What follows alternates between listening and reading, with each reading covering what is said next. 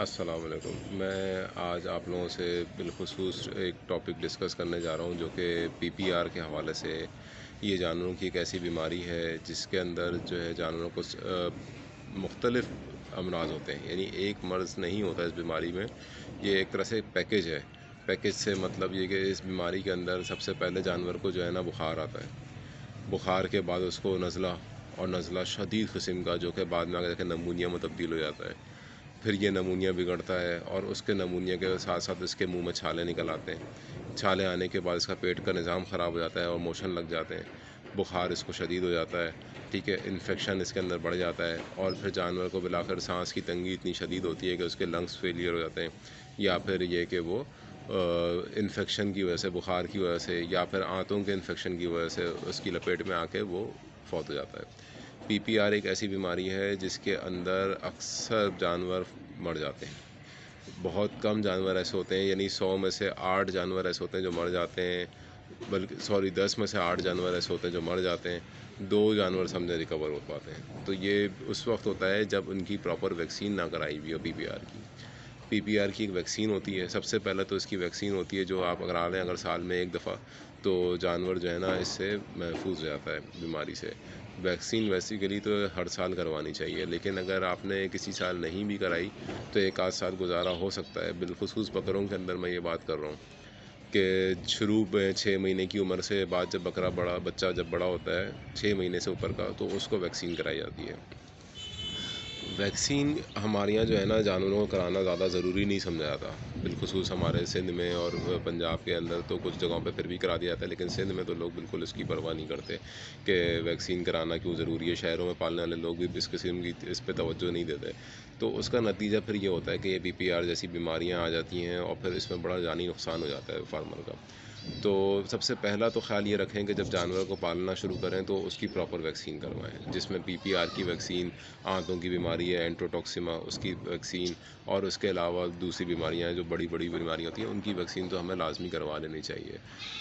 एंट्रोटॉक्सिमा का भी जिक्र मैंने किया है। ये आंतों की बीमारी है जो जहरबाद हो जाता है आंतों के अंदर। इसके हवाले से मैं इंशाल्लाह एक वीडियो बनाऊंगा, तो आप मेरे चैनल को सब्सक्राइब करें, इस वीडियो को लाइक करें, ताकि जब मैं आपको अगली वीडियो अपनी अपलोड करूं तो आप लोगों को उसके बारे में भी डिटेल बता सकूं एंट्रोटॉक्सिमा के हवाले से, जो आंतों का जहरबाद। लेकिन अभी इस वक्त मैं जो डिस्कस करना चाह रहा हूँ पीपीआर है। पीपीआर को इस वक्त डिस्कस करने का मकसद सिर्फ़ और सिर्फ बुनियादी ये है कि ये बीमारी साल में 2 बार हमलावर होती है। एक ये अक्टूबर, नवंबर, दिसंबर के अंदर होती है, और दूसरा ये अगस्त, जुलाई, अगस्त के अंदर होती है।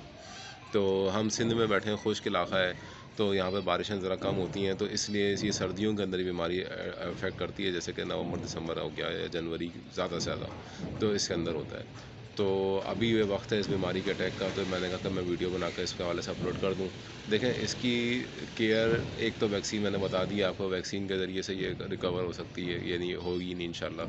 दूसरा ये होता है कि भाई आप इसकी केयर करें, जानवर को सर्दी की तरफ ना जाने दें, ठीक है। अगर आपका जानवर सर्दी में पड़ जाता है, फिर वो बीमार हो जाता है, उसको नमूनिया हो जाता है, तो वो बीमारी बिगड़ के पीपीआर में चली जाती है। अच्छा, तीसरा जो इसका बचत का तरीक़ा है ना मेरे भाई, कोई नया जानवर इन मौसम में ख़रीद के लाएँ किसी भी बाड़े या मंडी से, तो उसको लाते ही अपने जानवरों में मिक्स ना करें, क्योंकि हो सकता है कि वो जानवर वहाँ से पीपीआर की बीमारी लिए, वो जो बीमारी उसने उस टाइम ज़ाहिर ना की हो, यहाँ लाने के बाद 1-2 दिन के बाद उसको बीमारी हमलावर हो जाती है, ज़ाहिर हो जाती है, और फिर उस दौरान वो आपके दूसरे जानवरों को भी इफ़ेक्ट कर देता है। ये बीमारी छूत की बीमारियों में से भी होती है। तो इसलिए इसका कोई भी नया जानवर का ख़रीद के लाएँ तो कम से कम 1 हफ़्ता उसको बिल्कुल अलग-थलग बाँधें, अलग-थलग दाना पानी करें उसको।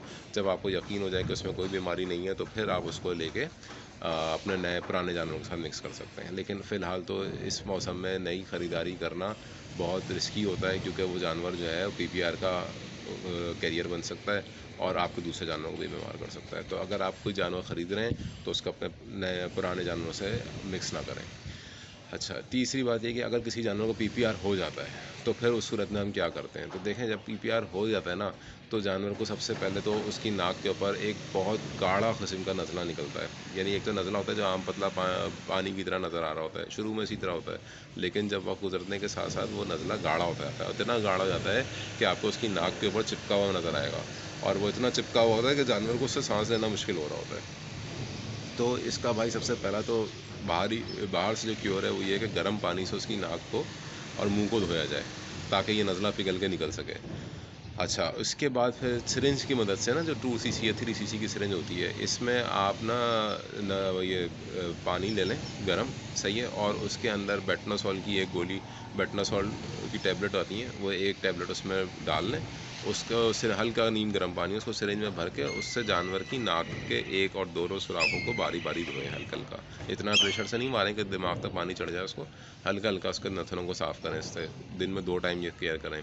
और इसी तरह उसके मुंह के अंदर भी पानी मारें, ताकि उसके जो छाले बनने वाले हैं ना आगे जाके मुस्तकबिल में, वो कम से कम बने। क्योंकि ये छाले बनते बेसिकली इसी से हैं कि ये नज़ला और जो उसका लवाब होता है ना, वो जहरबाद होता है, वो उसके मुंह पर चिपक रहा होता है, और उसके नतीजे में जो है ना फिर उसके छाले बन जाते हैं, ज़ख्म बन जाते हैं। तो इसकी शुरू से टेक केयर करेंगे तो इंशाल्लाह छाले नहीं बनेंगे। अच्छा, अब जब आपने इसकी ये सफाई कर दी, धुलाई कर दी, तो उसके बाद अब आपको करने का जो काम है ना भाई, इसमें सबसे इम्पॉर्टेंट चीज़ है ऑक्सी टेट्रासाइक्लिन इंजेक्शन, जो मैं आपको बता रहा हूँ। ऑक्सी टेट्रासाइक्लिन इंजेक्शन, या ऑक्स्ट्रा एले के नाम से भी आ रहा होता है ये, ठीक है, मुख्तलिफ ब्रांड है इसकी, लेकिन फार्मूला यही है जो ऑक्सी टेट्रासाइक्लिन मैंने बताया आपको, ऑक्स्ट्रा एले के नाम से भी आ रहा होता है। तो ये इंजेक्शन आपने ले लेना है। इसका 2 सीसी की मकदार, इसको आपने 5 दिन तक लगानी है, ठीक है। वैसे 7 दिन का कोर्स है, लेकिन आपने 5 दिन तक लगानी है। प्रोग्रेस देखनी है इसकी 5 दिन के अंदर। अच्छा, सिर्फ यही नहीं लगाना है, बुखार अगर आ रहा है, जानवर को टेम्परेचर हो रहा है, आपने टेम्परेचर नोट करना है। अगर टेम्परेचर आ रहा है तो आपने, इसमें होता है लॉक्सिन, लॉक्सिन इंजेक्शन है जो कि बुखार को रिड्यूस करता है, वो आपने इसको लगाना है 1 सीसी या 1.5 सीसी, जो भी आप इसको वेट के हिसाब से देख लिएगा जानवर का, उस पर लिखा हुआ होता है, तो उस हिसाब से आपने उसको इंजेक्शन एक दिन देना, एक यानी दिन में एक बार देना है लॉक्सिन। अच्छा, इसके बाद आपने इसकी टेक केयर ये करनी है कि इसको आपने गर्म रखना है जानवर को, इसको स्वेटर वगैरह पहना के रखना है, इसको सर्दी से बचाना है, क्योंकि ये पहले ही नमूनिया से अफेक्टेड है। तो इसको अगर सर्दी में ठंड बैठ गई तो ये तो बिल्कुल दिनों में मर जाएगा, तो इसलिए आपने इसको करना है। तीसरा इसमें ये होगा कि लाजमी इसका पेट ख़राब होगा, इसको मोशन लगेंगे। तो ये भी फेज़ है इस बीमारी का, और आमतौर पे ये आखिर में आता है, आखिरी जब ये बीमारी उतरने लगती है ना, तब ये मोशन लगता है, और यही जानलेवा भी साबित हो जाता है फिर, क्योंकि जानवर पहले ही कमज़ोर होता है, खाना पीना छोड़ रहा होता है मुंह के छालों की वजह से। तो जब उसको मोशन लगते हैं ना, तो ये बर्दाश्त नहीं कर पाता, फौत हो जाता है। तो जैसे ही इसको पहला मोशन आए, आपने पहले से मोशन आने देना है। दूसरे मोशन पे आपने इसको जो है ना सल्फाडेमाडाइन, सल्फाडेमाडाइन 5 सीसी लेके, 5 सीसी दूध में मिक्स करके, ये टोटल मकदार 10 सीसी हो गई, ये इसको पिला देना है एक दिन, फिर यही पिलाना है दूसरे दिन, और इसके बाद तीसरे दिन की नौबत नहीं आएगी, इंशाल्लाह जानवर का मोशन ठीक हो जाएगा। लेकिन अगर फिर भी वो मोशन कर रहा है तो तीसरे दिन भी पिला देना है, ठीक है। तो इससे इसके मोशन बंद हो जाएंगे। तो मोशन बंद हो जाएंगे तो लाइफ को जो ख़तरा था वो ख़त्म हो जाएगा या कम हो जाएगा। तो इस तरीके से आपने इसके मोशन को भी हैंडल करना है। अच्छा, ये मोशन भी हैंडल हो जाएगा। मुंह के जो छाले हैं ना भाई, अब ये प्रॉब्लम करेंगे, तो इसके लिए आपने इसके साथ वही केयर करनी है जो आमतौर पर इंसान अपने मुंह के छालों के लिए करता है, जिसमें कि आप क्या करते हैं कि उसको नमक के पानी से कुल्लियाँ करवाएंगे, सही है, यानी कुल्लियाँ तो ज़ाहिर है जानवर करेगा नहीं, तो आपने इसके सिरिंज से इसके नमक के पानी से इसके मुंह को धोना है, ठीक है। आप ये धोने के दो टाइम वो रखेगा इसको।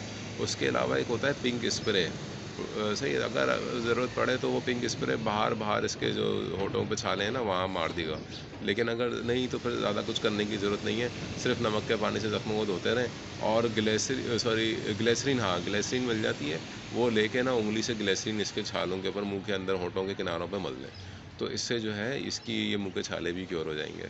तो मेरा भाई ये पूरी क्योर करनी पड़ती है, बहुत मेहनत करनी पड़ती है पीपीआर के हवाले से, लेकिन क्योर हो जाते हैं जानवर। तो अगर मेहनत करें तो क्या नहीं होता। तो इसलिए जो है ना, इंसान अगर थोड़ा सा जानवर से प्यार करता है तो ये काम कर सकता है। बेहतरीन तरीका वही है जो मैंने आपको बताया है कि इसकी वैक्सीन करा ली जाए, ताकि ये अज़ाब आपके सर पे आए ही नहीं कभी। तो लेकिन अगर कभी आ जाती है बीमारी तो फिर उसके तरीक़ेकार मैंने आपको बताया, ऑक्सी टेट्रासाइक्लिन, ऑक्स्ट्रा एले, सही है, लॉक्सिन इंजेक्शन, ये आपने तीनों लगाने हैं इसको, सही है। मकदार मैंने शुरू में वीडियो के अंदर बता दी है, तो इसको करें, इंशाल्लाह जानवर की केयर करें, उसको गर्म रखें, तो आपके जानवर में ये प्रॉब्लम्स नहीं आएंगी जो कि हम पीपीआर के हवाले से देखते हैं। मेरी वीडियो लंबी हो जाएगी, मैं चाहता हूँ कि आप लोगों को ज़्यादा से ज़्यादा इन्फॉर्मेशन मिल जाए, तो इसलिए मैंने ये इन्फॉर्मेशन शेयर कर दी है। अगर किसी भाई को मज़ीद कोई सवाल हो तो कमेंट सेक्शन में मुझे बिल्कुल कमेंट्स करके पूछे जा सकते हैं। इंशाल्लाह नेक्स्ट वीडियो में एंट्रोटॉक्सिमा के हवाले से बनाऊँगा, तो उसमें आंतों का जहरबाद होता है जो कि बिलखुसूस सर्दियों के मौसम में ही होता है। तो उसके हवाले से भी आप लोगों को अपडेट करूँगा। चैनल को सब्सक्राइब करिएगा ताकि लेटेस्ट वीडियोज़ आप लोगों को मिलती रहें। जज़ाकल्लाह भाई, अपना ख्याल रखिएगा। अल्लाह हाफ़िज़।